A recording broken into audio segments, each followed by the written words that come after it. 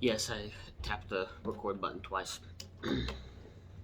I like to do these in bits. Today we're going to be in Genesis 18, going through the Sodom and Gomorrah incident. So if you have a Bible, feel free to follow along. Then the Lord appeared to him by the terebinth trees of Mamre, as he was sitting in the tent door in the heat of the day. So he lifted his eyes and looked, and behold, 3 men were standing by him. And when he saw them, he ran from the tent door to meet them, and bowed himself to the ground, and said, My Lord, if I have now found favor in your sight, do not pass on by your servant. Please let a little water be brought, and wash your feet, and rest yourselves under the tree. So something very strong in the almost all ancient cultures that I've studied, but especially so in the Near Eastern cultures, of how big a deal hospitality is. So he sees these guys while he's sitting by his tent door, and he goes out to them to offer them food, to clean up, rest. Verse 5, And I will bring a morsel of bread, and that you may refresh your hearts. After that you may pass, inasmuch as you have come to your servant. They said, Do as you have said. So Abraham hurried into the tent to Sarah and said, Quickly, make 3 measures of fine meal, knead it, and make cakes. So fine meal, as a note, it means it's grind to a more fine, and it's a better quality of bread. So it's what you would want to do if you were trying to please guests. Verse 7, Abraham ran to the herd, took a tender and good calf, gave it to a young man, and he hastened to prepare it. So he took butter and milk and the calf which he had prepared, and set it before them, and he stood by them under the tree as they ate. So one thing I wanted to mention, a lot of Orthodox Jews today, they say they don't eat cheeseburgers because later on in the Torah, I don't know specifically where, it says do not eat a goat, and don't boil a goat in its mother's milk. And they take that as, maybe fertility rituals of the Canaanites. But here is one instance, along with the instance of David, where people in the Bible are eating milk or dairy product and meat. So he took butter and milk and the calf which he had prepared, and set it before them, and he stood by them under the tree as they ate. Then they said to him, Where is Sarah your wife? And he said, Here in the tent. And he said, I will certainly return to you according to the time of life, and behold, Sarah your wife shall have a son. Sarah was listening in the tent door, which was behind him. Another thing I wanted to mention is tents. You had the out border of the tent, and then you had a dividing panel of goat hair, which was what the tents were made out of. So while they're hanging out under the trees, Sarah is, and the panel was to separate, men and, visitors, and with the women and children.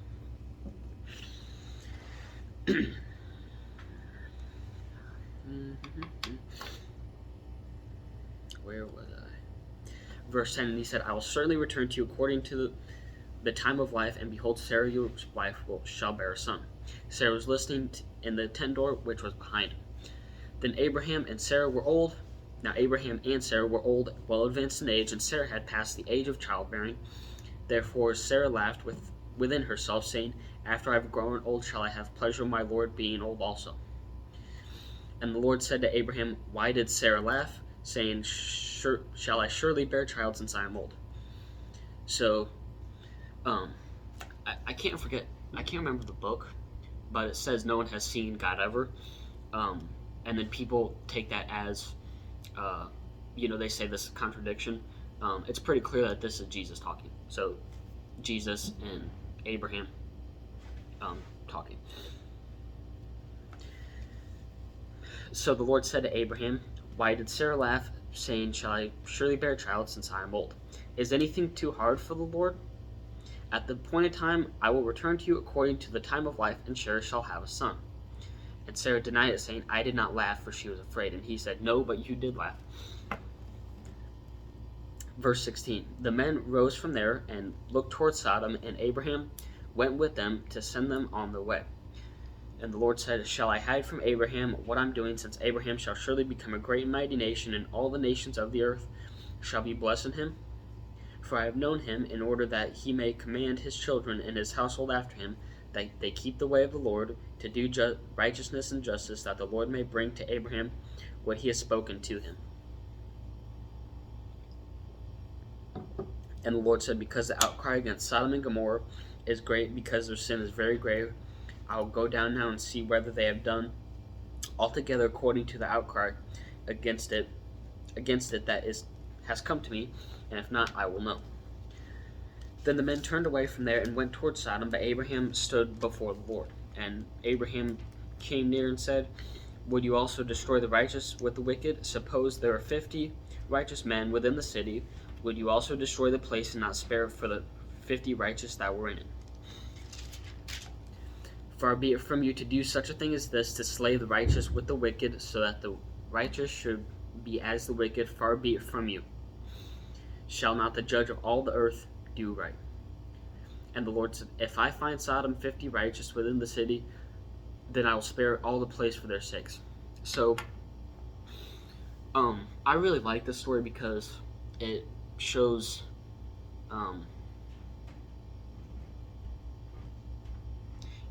that, you can argue almost with God, and that, because Abraham, he's arguing with God, and it kind of shows that, God is, he's God of everything, but he can also, he can understand the human condition, and he can understand our concerns, I guess, is the way I put it. So then Abraham answered and said, Indeed now I who am but dust and ashes have taken it upon myself to speak to the Lord. So Abraham is very humble, and this is once again a attitude we should exemplify. Our bodies are nothing but dust, but it's our spirit, the breath of life in our lungs that makes us us. But we're not anything special in that regard. So Abraham, he's acknowledging, his humility, talking to, God of heaven and earth. Verse 28, Suppose there are 5 less than the 50 righteous. Would you destroy all the city for lack of 5? So he said, If I find there 45, I will not destroy it. He spoke to him yet again and said, Suppose there should be 40 found there. And he said, I will not do it for the sake of 40. Then he said, Let not the Lord be angry, and I will speak. Suppose 30 should be found there. So he said, I will not do it if I find 30 there. And he said, Indeed, now I have taken it upon myself to speak to the Lord. Suppose 20 should be found there. And he said, I will not destroy it for the sake of 20.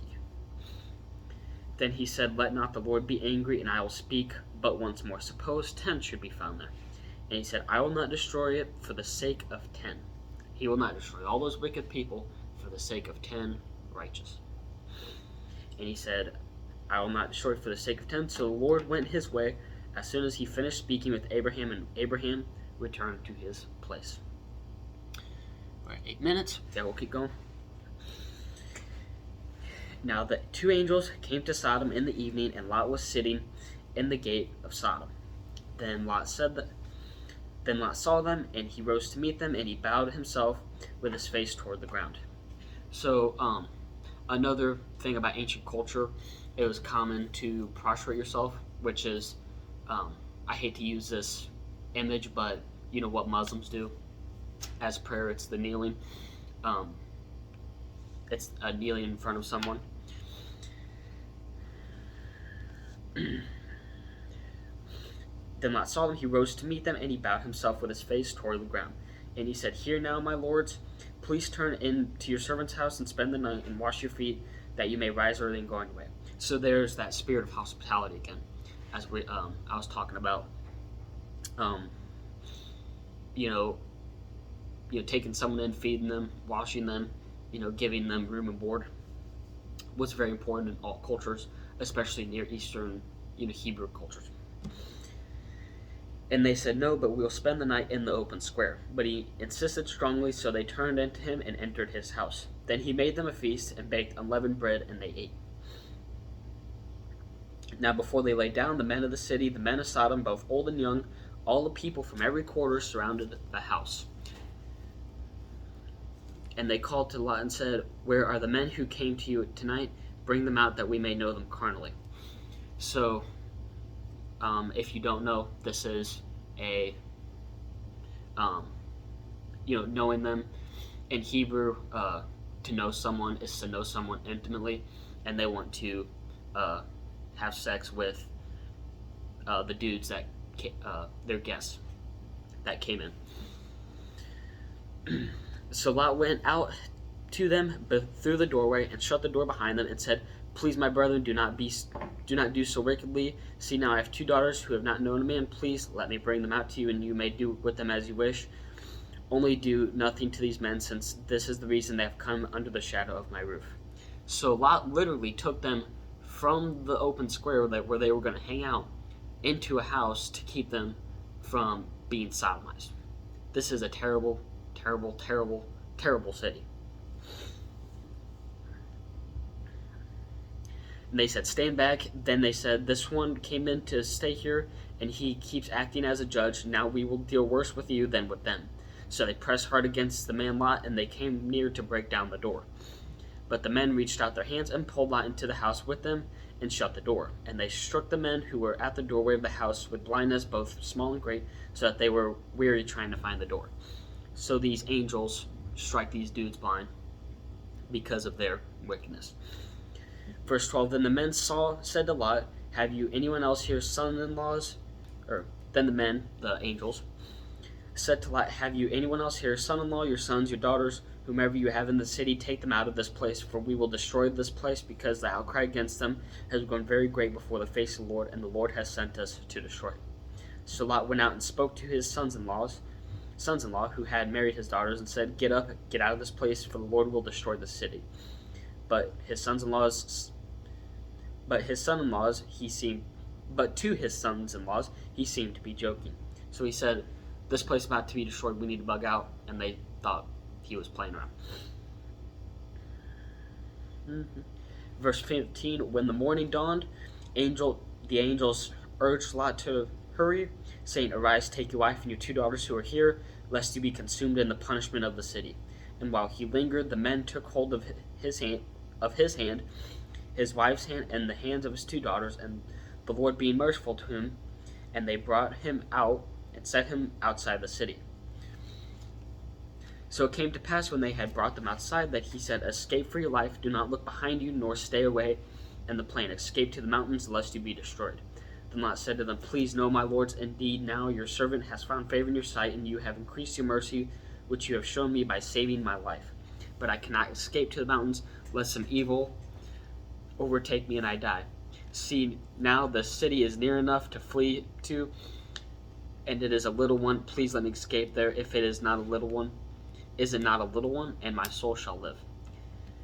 And he said to him, "Please, I have favored you concerning this thing also, in that I may overthrow the city for which you have spoken. Hurry, escape there, for I cannot do anything until you arrive there.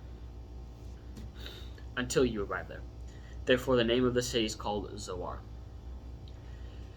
The sun had risen upon the earth when Lot entered Zoar. Then the Lord rained brimstone and fire on Sodom and Gomorrah from the Lord out of the heavens. So he overthrew those cities, all the plain, all the inhabitants of the cities, and all what grew on the ground. But his wife looked back behind him, and she became a pillar of salt.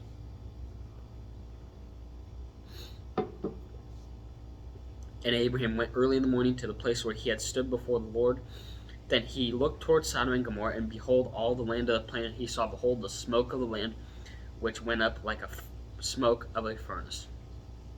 And it came to pass, when God destroyed the cities of the plain, that God remembered Abraham, and sent Lot out of the midst of the overthrow, when he overthrew the cities in which Lot had dwelt. Verse 30, then Lot went up out of Zoar and dwelt in the mountains, and his 2 daughters were with him, for he was afraid to dwell in Zoar. And he and his 2 daughters dwelt in a cave. Now the firstborn said to the younger, Our father is old, and there is no man of the earth to come and to us, as is the custom of all the earth. Come, let us make our father drink wine, and we will lie with him, that we may preserve the lineage of our father. So they made their father drink wine that night, and the firstborn went in and lay with their father, and he did not know when she lay down or when she arose. So they got Lot drunker than a skunk, and then they laid with him. It happened on the next day that the firstborn said to the younger, Indeed, I lay with my father last night. Let us make him drink wine tonight also, and you will go in and lie with him, that we may preserve the lineage of our father. Then they made their father drink wine that night also, and the younger arose and lay with him, and he did not know when she lay down or when she arose. Thus both the daughters of Lot were with child by their father. The firstborn bore a son and called his name Moab. He is the father of the Moabites to this day. And the younger, she also bore a son and called his name Ben-Ami. He is the father of the people of Ammon to this day. So we will stop there.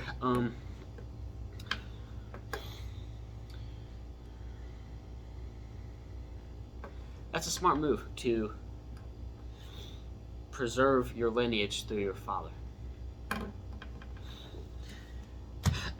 This is a brutal book, so thank you for listening. We will pick back up in 20. We will go through Abimelech and Isaac. So thank you for watching.